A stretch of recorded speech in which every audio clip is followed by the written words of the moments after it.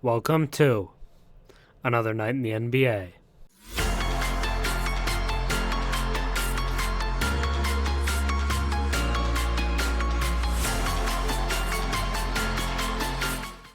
This is your 10-minute recap of the last night of NBA hoops. A night with 13 games on the night, a pretty busy night of NBA action after yesterday was off after the in-season tournament finals, which the Lakers won. But a ton to talk about today, but I want to start us off with what I believe is the main topic, which is Coby White breaking out for the Bulls right now. Despite the Bulls' overtime loss tonight, he was fantastic. The Bulls do lose, though, like I said, in overtime, 129 to 133, but Coby White in this game was still very impressive. 33 points, 6 rebounds, 4 assists, 60% from the field and 60% from three. What a performance from Coby White, but it's not just this game. It has been since Zach LaVine went down with an injury, because in those games, the 6 games since Zach went down with that injury, Coby White has averaged 25.5 points per game, 5.5 rebounds, and 5.5 assists, while shooting 49.5% from the field and 55% from three. Coby White has been ridiculously productive and looks like a star, an emerging star for a Bulls team that really needed one. And it's not just him putting up empty numbers, because the Bulls are winning. They are 4-2 in that stretch, 4-2 without Zach LaVine this season, and the only 2 losses are an overtime loss to the Bucks and a loss to the Thunder, but they do have impressive wins in there as well, including beating the Bucks earlier on in that stretch and beating the Pelicans in that stretch as well. The Bulls have been better without Zach LaVine, going 4-2 without him, and just doing a little quick math here, they are 5-13 with Zach LaVine this season, but 4-2 without him, and a lot of that is thanks to Coby White, who looks like is an emerging star for the Bulls. And up until now, over the past couple of weeks, the past month, the discourse has been that the Bulls have arguably the bleakest future in the league because they have no stars. A lot of people, no future stars, sorry, was what I meant to say.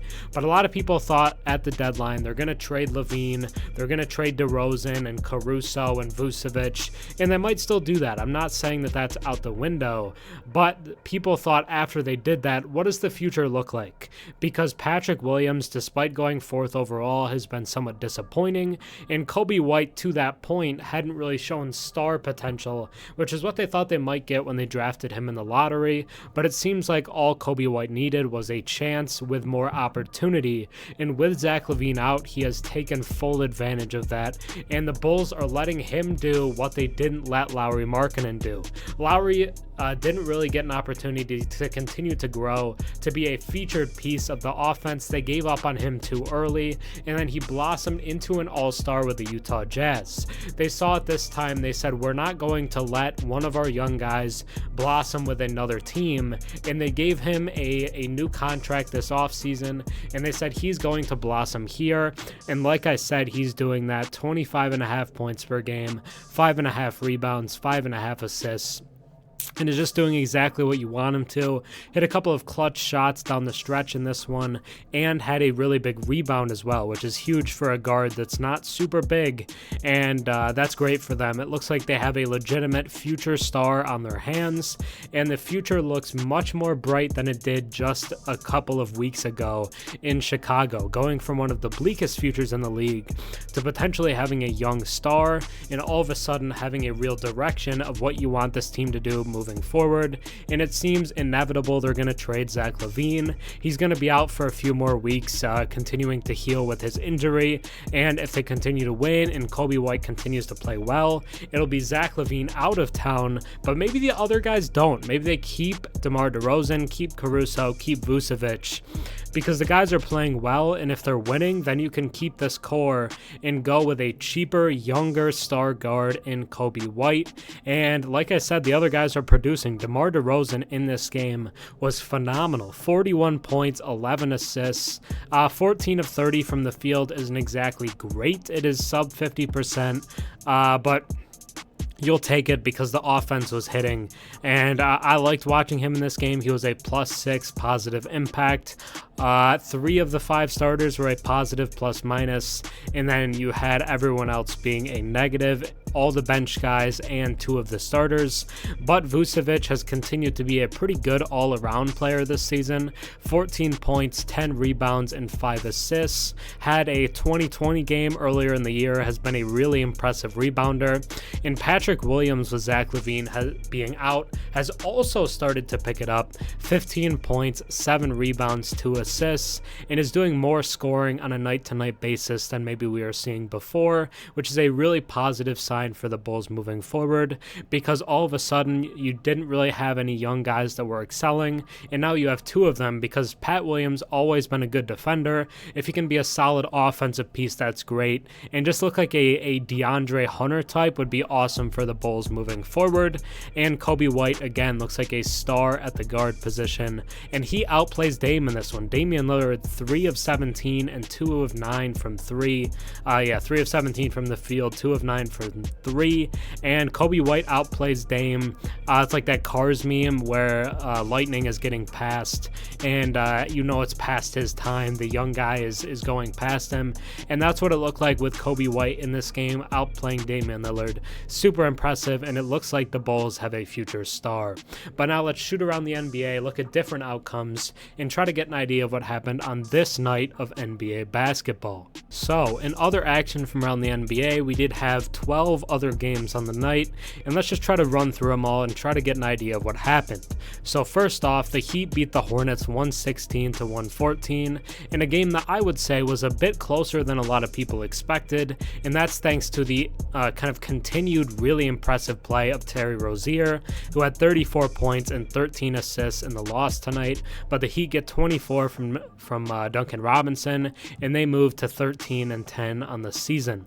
The Pacers beat the Pistons 131 to 123, bounced back from that in-season tournament finals loss, and if you need a bounce-back game, play the Pistons, who now have their 20th straight loss and are looking like one of the worst teams in NBA history.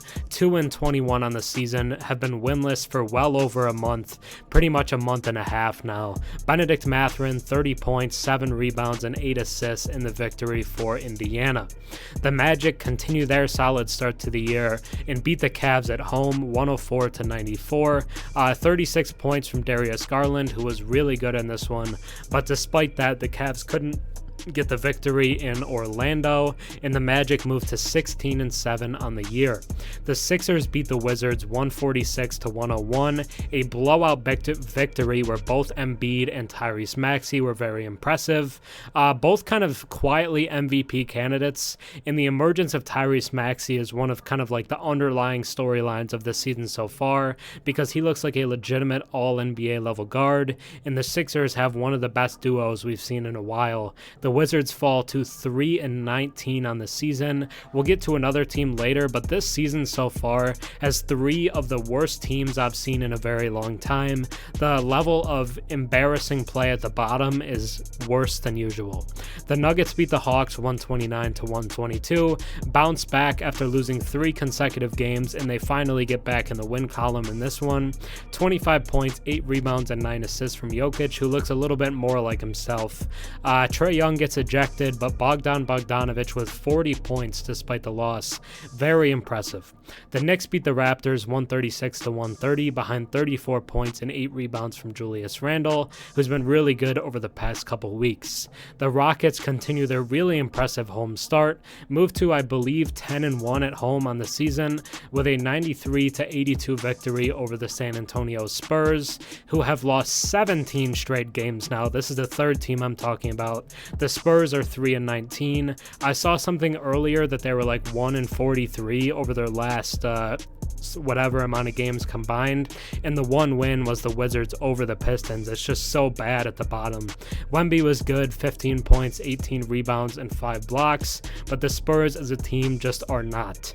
The Mavs beat the Grizzlies 120 to 113 thanks to a very impressive Luka game, 35 points, 8 rebounds, and 6 assists, and the Grizzlies get 41 from Jaren Jackson Jr. despite the loss.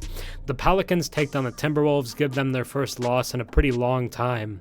Beat them 121-107. No Anthony Edwards in this one for Minnesota, and the Pelicans take advantage. 36 points from Zion Williamson in the victory, a very big bounce back from him. It was pretty bad over his last couple games. The Thunder beat the Jazz 134-120, 30 points, 7 assists, and 3 steals from Shai Gilgeous-Alexander in just 29 minutes. And the Jazz have a really impressive rookie on their hands in Keontae George, who has 30 points and 7 assists in the loss. Then we have 2 games still going on. The one's about to end. The Kings are up 14 on the Nets with 18 seconds left, 29 points and 8 assists for De'Aaron Fox, and they will move to 13-8 on the season. Really impressive start for them. The Nets have been impressive to start the year as well, but cannot come out on top in Sacramento. The Clippers are up 4 on the Trailblazers in the last game of the night with 10 minutes to go, 105-101, 24 from Kawhi and 24 from Anthony Simons. The Blazers are a much better team with Simons back. He's their best player, and he's like an all-star level guy. So with him being back, the Blazers look better. But now, as always, I always want to do, let's get into the last segment of the night, which is the top 5 players according to the Real Sports app. I want to do this kind of every night to showcase who the best performers were on any given night of basketball. And let's just get into it with number 1, which is Bogdan Bogdanović with 40 points, 3 rebounds, and 10 made threes. DeMar DeRozan at number 2 with 41 points and 11 assists. Jamal Murray comes in at 3 with 29 points, 9 rebounds, and 80% from the field. Jaren Jackson Jr. at 4 with 41 points, 4 rebounds, and 6 made threes. And then Nikola Jokic rounds out the top 5 with 25 points, 8 rebounds, and 9 assists. But that'll do it for this night in the NBA. Another night in the NBA. Thanks for watching. Think about subscribing. I'm on the road to 12,000 subscribers. So if you enjoy the content, you enjoy the daily recaps, think about sticking around and watching some more of them. But that'll be it for me. So thanks for watching. I'm Herm. Have a good one.